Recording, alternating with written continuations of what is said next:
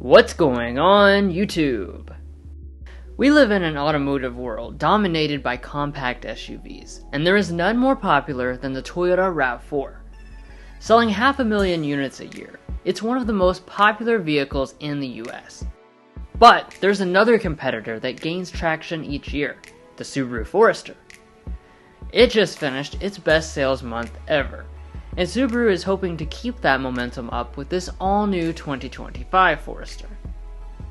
So is the segment's latest redesign a better pick than the segment's sales king? Let's go ahead and find out.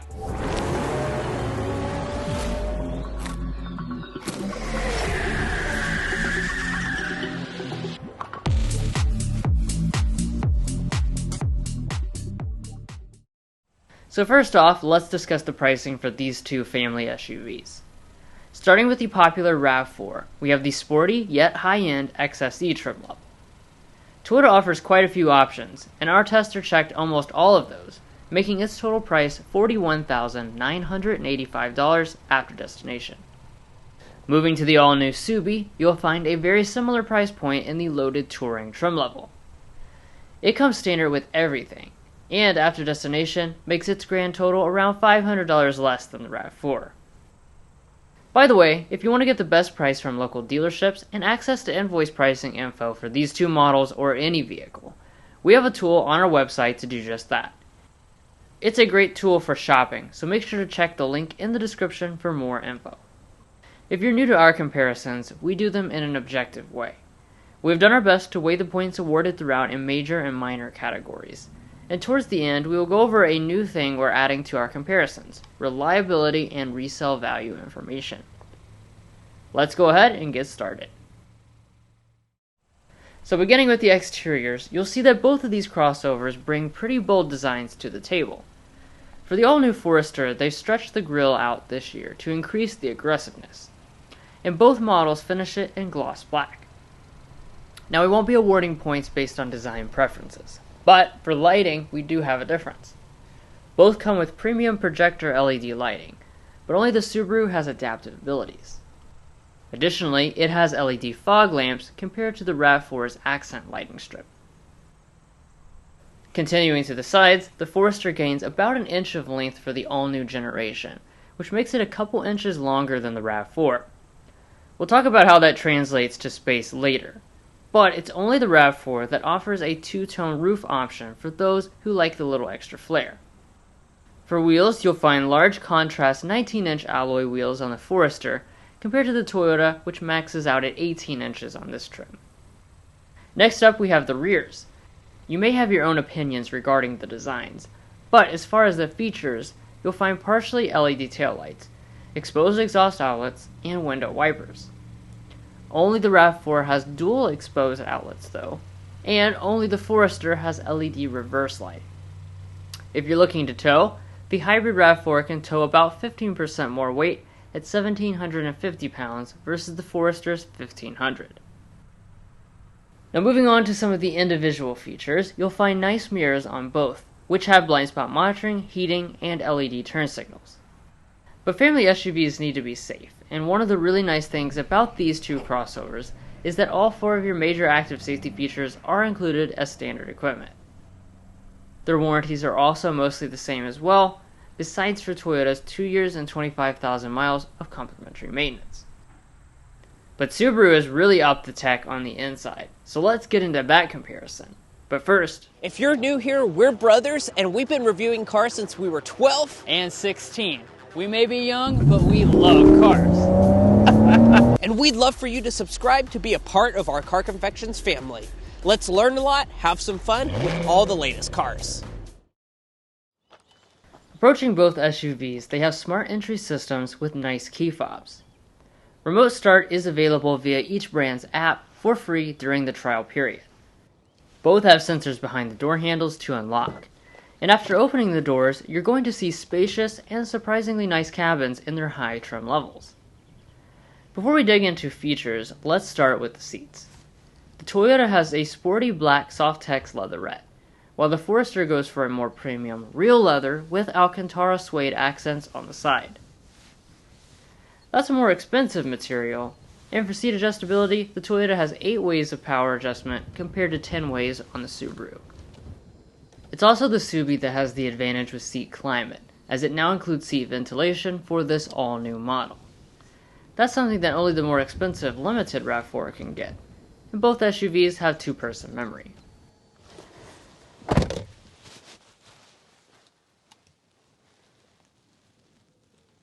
And once inside the cabins, let's check out the major point category of material quality. In this regard, both models have solid cabins with good materials. The Subaru has a durable feeling leatherette across the dash and where your knees will rest. The Toyota also has very similar materials, so we'll call this area even.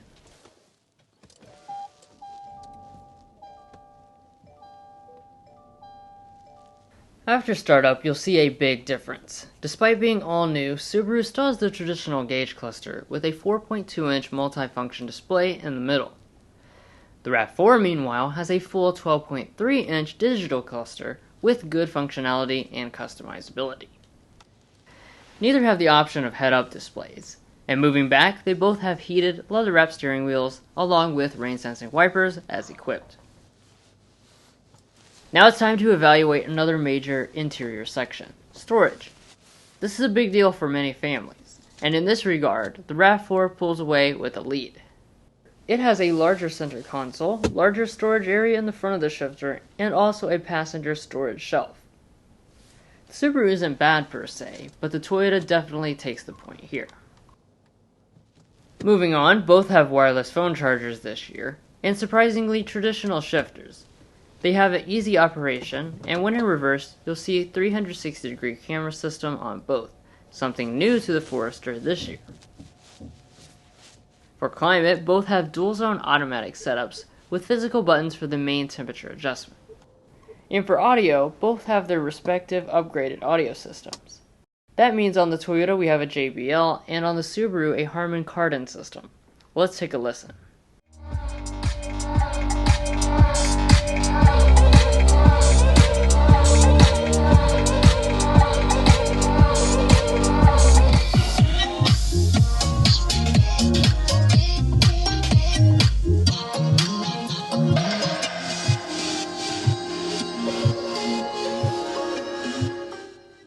While both have the same speaker count, it's the Subaru that has the fuller audio quality and richer sound. People want a high level of technology in cars nowadays, so let's move on to the key element of the displays. The RAV4 got a big upgrade last year to this 10.5-inch display. But, not to be outdone, the all-new Forester adopts the large 11.7-inch display from other Subaru products this year. That means it has about 10% more screen real estate. And as far as functionality, both have integrated navigation systems and wireless Apple CarPlay and Android Auto. As we wrap up the front of the cabins, both have auto-dimming mirrors with HomeLink remotes, and also the rear camera functionality if you flip the switch. Both claim to have panoramic moonroofs and have unique pros and cons. The RAV4's is larger overall, but the Subaru's opens wider to let more air in. Like we said multiple times at this point, these SUVs are commonly used for hauling families around. So how are the back seats? Well, both are going to have impressive amounts of space. The Forester comes in about 4% larger in terms of rear legroom, but that's not quite at the 5% required to score a point. Headroom is nearly identical for both. Now that that's out of the way, they also have quite a few features. Both give you USB ports and rear vents, but only the Forester Touring has heated rear seats. That's something once again only on the more expensive RAV4 Limited. Now let's see how much stuff you can bring along with you for the journey. Both have power tailgates with hands-free abilities. And once they open up, you'll find a large 31% advantage in the RAV4 behind the second row of seats. Surprisingly, that advantage dissipates with the second row folded, since you get a nearly identical maximum capacity. Both models have a spare tire, but it's only the Subaru that includes switches to fold the seats. This has certainly been a tight race so far, but now it's time to take this fight to the streets. So as you've seen up until this point, both Subaru and Toyota have distinct advantages and disadvantages. And we have a big difference under the hood. While the all-new Forester continues on with its traditional 2.5-liter Boxer 4 for 2025, several RAV4 trims, including this XSE, are hybrid exclusive. While the Forester will have a hybrid eventually, it will not be available in the near future.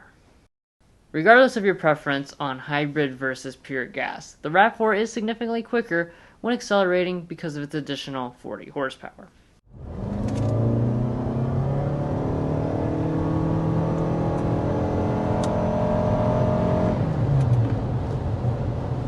Alright, so there we go. Off to the races with the RAV4 Hybrid. Now, like we mentioned at the spec dump, actually the RAV4 Hybrid is more powerful than the traditional gas powertrain option. And in addition to just being more powerful, which this has 219 horsepower to remind you, it does also have that low-end electric torque. So when you get off the line, it has that nice sensation of acceleration from that electric motor generating power. And I think that really makes it, to me, feel quite a bit faster than the traditional RAV4.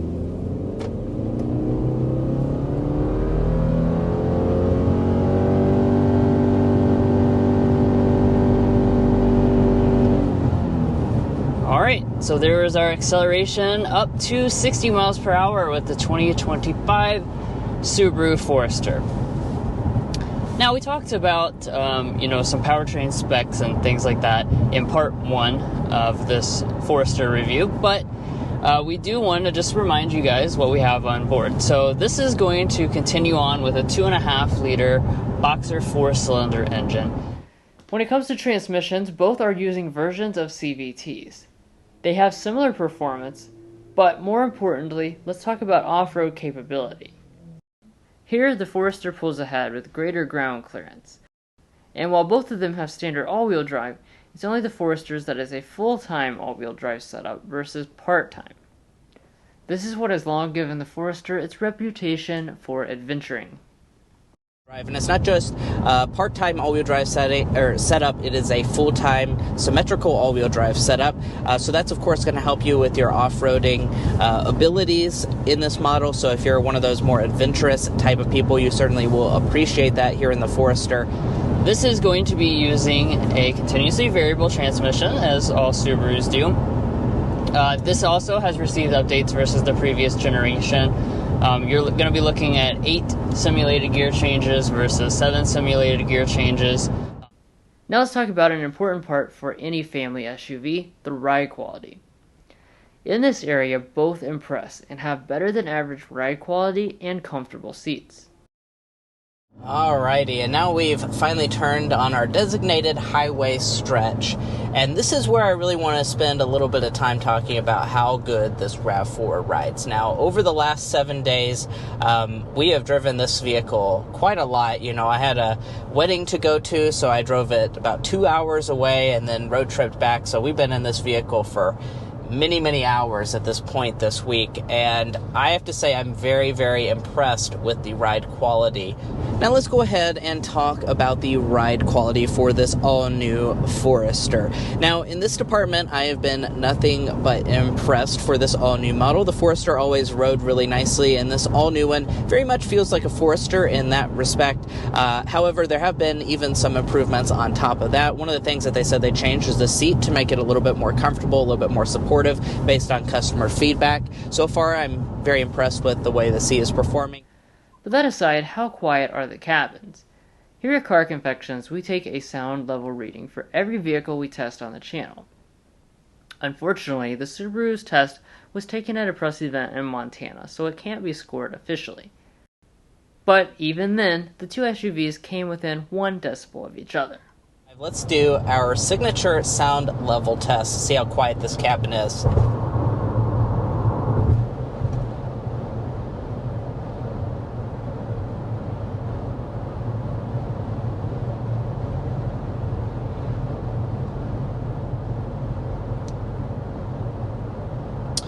We have settled in at 56.7 decibels as our official Car Confections sound level reading.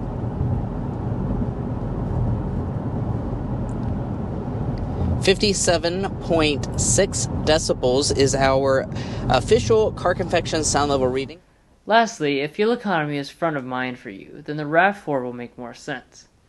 This hybrid system delivers a phenomenal 40 mpg combined, while the traditional Forester is setting in at 29 mpg combined. That will definitely add up over the lifetime of owning the vehicle. But do keep in mind that the Forester is promising a hybrid likely in about a year from now. In our reviews and comparisons, we are also adding in reliability and resale information to give you a better picture of the overall value beyond just the original MSRP. Beginning with reliability, we developed the Combined Reliability Index, which takes into account several studies from trustworthy sources and combines them in a way that gives you a more realistic picture. Subaru ranks 12 slots above the industry average for all brands in reliability, awarding it 1.2 points. While Toyota is the very top brand for reliability, 16 slots above average, giving it 1.6 points. We also put Mason's economics degree to work to develop a detailed predicted resale value tool. After 5 years and 60,000 miles, both brands impress. Toyota has the second highest predicted resale value of 64.5%, and Subaru the third best at 63%, which only gives the Toyota a 1/10 of a point advantage according to our scale. Resale is obviously important because it determines how much money you get back, but we can't forget about the price difference at the original purchase. The RAV4 costs $595 more than the Forester, which according to our scale gives the Forester a half point. I want to emphasize that if money, reliability, or resale value matter less to you personally, feel free to disregard these points. And if you'd like to check out data about reliability and resale values, as well as learn about our methodology, make sure to head over to carconfections.com/resale and /reliability. Buying a new car is a big decision, and this is a great place to compare all the makes that you might be cross-shopping.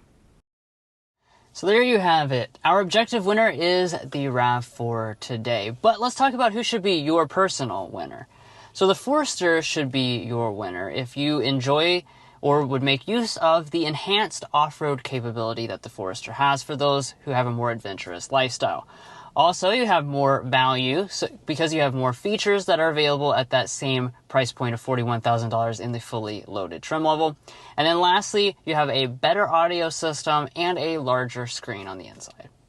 Now, the RAV4 on the flip side should be your choice if you want a hybrid powertrain setup. For now, at least. I do caveat that the Forester will have a hybrid system, not available just yet. So if you want the hybrid, you will have to choose the RAV4 for now. Now, additionally, it does have more stylish exterior choices. You know, the two-tone roof. You have a lot of customizability with the RAV4. And finally, the interior storage up in the front is better in the RAV4 and a little bit more practical. But we want to know what choice you're taking down below. You're taking the all-new Forester or the Toyota RAV4, let us know down below. And if you're looking to buy either one of those products or any new vehicle, we would encourage you to go to carconfections.com/newcarquotes. Now, the reason you do that is because we have a tool on our website that will connect you with local car dealers in your area to get you the best price on your new vehicle. It's also going to give you access to invoice pricing information, which is a great tool for dealership negotiation. If you'd like to take advantage of that, link is provided in our video description, and there's also a pinned comment at the top of this video. And guys, that's going to be where we leave off on this comparison. If you enjoyed, please hit that subscribe button down below. By subscribing, you help us to make more comparisons, and you're also going to join in on this Car Confections family. If you're not already a part of our family, we have a lot of fun on this channel, and I'm sure you won't want to miss out. If you are a part of our family, thank you so much for your continued support, and we'll catch you next time as we sample more of the latest automotive delicacies.